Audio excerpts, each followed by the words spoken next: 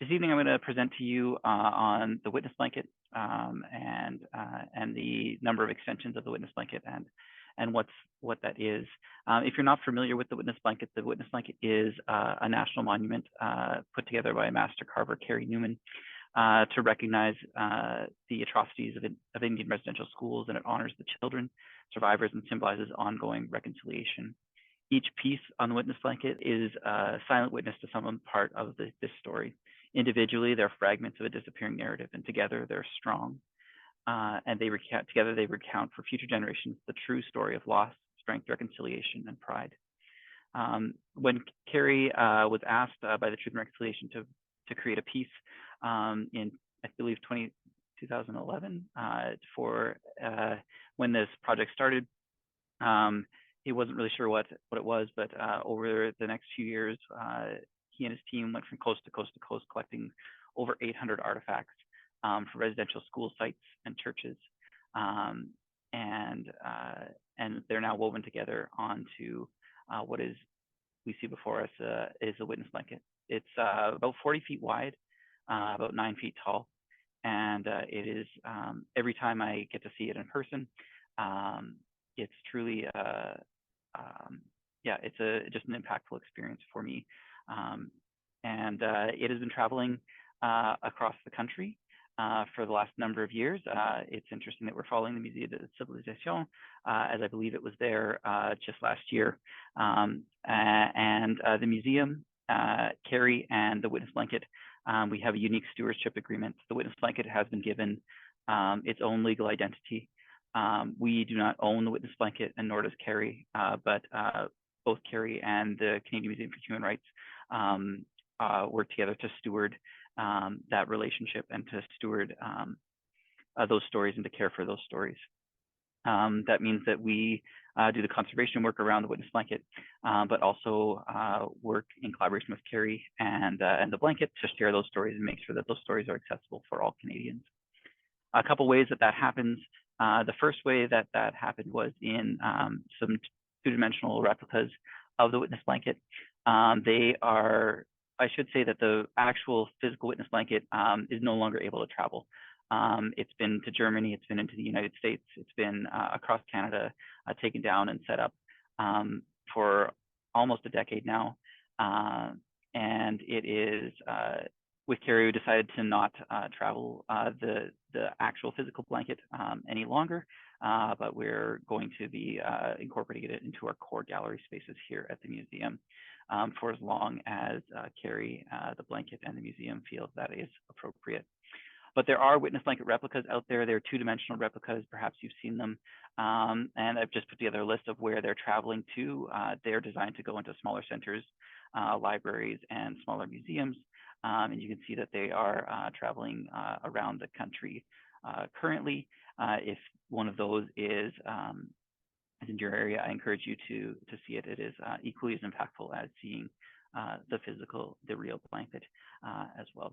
There is a documentary of how the witness blanket was put together. When Carrie and team put together the witness blanket, they also collected survivors. They went with a team of videographers and collected survivor testimony.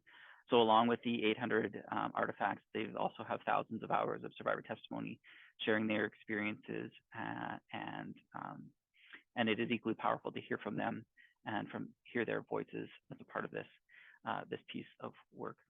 And then over the last 3 years, we have had the opportunity to build Witnessblanket.ca, which actually is a way where you can hear directly from survivors, and we explore the witness blanket through 10 stories of that. I'm going to let Carrie introduce you to Witnessblanket.ca, and then I will share the website with you folks. On my father's side, I'm from the Kwakwaka'wakw and Stolo nations in what is now called British Columbia. My mother's family are settlers of English, Irish, and Scottish ancestry. Gilakesla, welcome.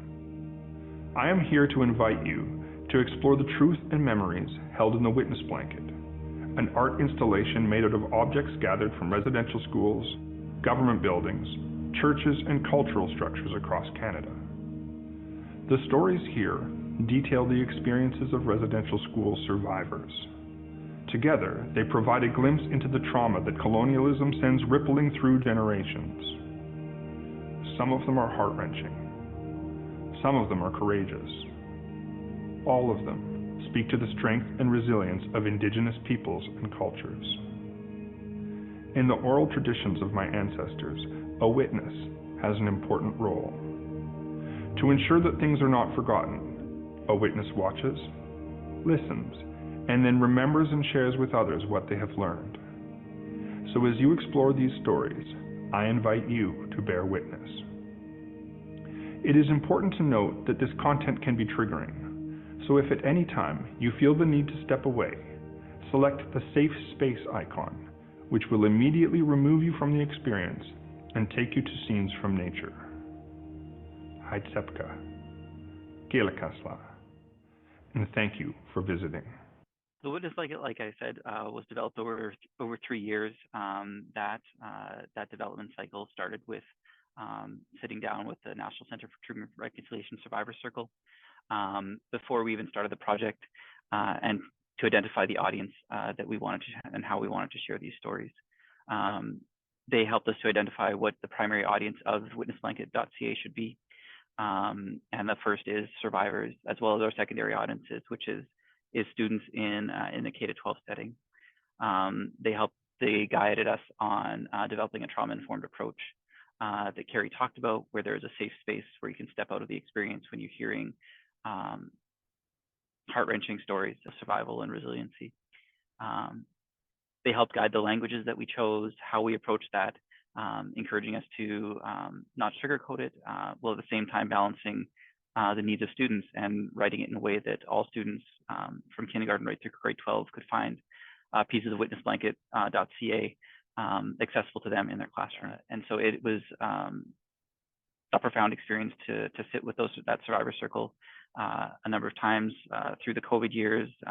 After we had just started the major work on the project, and Kamloops residential school, they found the 215 there, where Carrie's shirt came in, and that gave us a significant amount of pause in how we approached this and what we were going to do, and the significance and why this was important, and it really changed our trajectory and how we did that.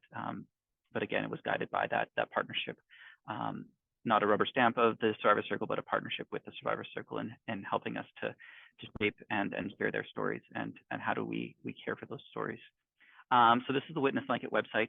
The site has a few different elements of it. One of those elements is to simply explore the blanket, where it has the blanket in its entirety. You can take a look at that, and you can zoom in on each of these objects, and they'll talk about where they're from, and what they are, and how their significance of them.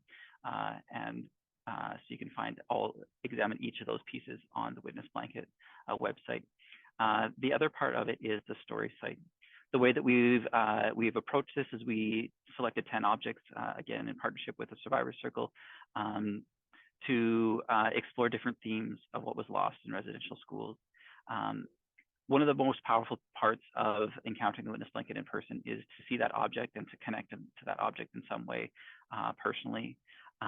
For me, one of the first things that struck out to me was actually this mush hole bowl. My personal connection was that we had similar yellow bowls when we were camping, and that was the one time of the year we got Fruit Loops or some other Spigot cereal, and I have very positive memories of a very similar yellow bowl that we would camp with my family. And that's my personal connection to this. But when you start to understand that this same yellow bowl was an instrument to cause harm, part of the genocide that happened against Indigenous people, it really changes the way that you view that and recognize the difference in experiences for children in Canada for those living in the residential school system. Each story, like I said, explores a different theme. This story of the mush hole bowl talks about the food that was lost and how food was lost. One of the things I will mention for the teachers in the audience is that when we worked with the teachers from across the country on this. One of the things we did was ensure that the first two paragraphs here, up until the first survivor testimony, are not trauma-inducing for a younger years audience, recognizing that the survivors asked us to make something that all students from kindergartens to through grade 12 could do. That's the writing in this first section here has that. Each of the sections is witnessed by a number of survivors listed right up here, and they will share their testimony here. I won't share any videos with you because I don't know where you're at today, and I want to make sure that if you do enter this space, that you're aware of the trauma-informed and the ways that it can impact you, and the ways that we want to enter into those stories. There's a lot of script here. Each of the bowls is located. I'm just going to quickly walk through the different things, where it is, where the residential school it came from, the site location. There's quotes, survivor testimony woven throughout videos, as well as numerous primary source artifacts or images from residential schools. So if you're a teacher looking for a resource to explore with your students, there is a number of great resources here that you can use to have those conversations, as well as each story is full of reflective questions. And I'll talk a little bit about how that approach was informed. And then a statement from Carrie, and then an opportunity to explore more stories on that. Also, alongside that, we have a teacher's guide, and I'm going to go through that in a little bit greater detail in a little bit, but that teacher's guide is there available for you. The teacher's guide was written with a group of teachers across the country, both Indigenous and non-Indigenous teachers, recognizing those two audiences that we wanted to meet, and to help teachers who are not sure where to start with bringing survivor testimony into the classroom, bring that into the classroom. So that's where that is. The teacher's guide is broken up into 4 different parts: building empathy and understanding, building classroom culture, community connections, and pathway of reconciliation. So when we designed this, we followed the Nzovu curve, which is an approach developed in the Kigali Memorial, where we wanted to create a way where students experience this in, they can deal with difficult topics, but they're also having moments where they can reflect and then get into it deeper. And so that the teacher's guide outlines how to do that, how to build that with your class, as well as find moments of hope. We see that in the resiliency that folks offer, as well as then find a way to move towards action. That looks like, for us, the building empathy and understanding. It starts by building a classroom culture where students are able to reflect and talk to each other, taking their learning out into the community, building community connections, as well as building pathways of reconciliation. So recognizing where they're at on their journey of reconciliation. It's all outlined in the teacher's guide, and it's all available for free. Coming up, we have educator workshops.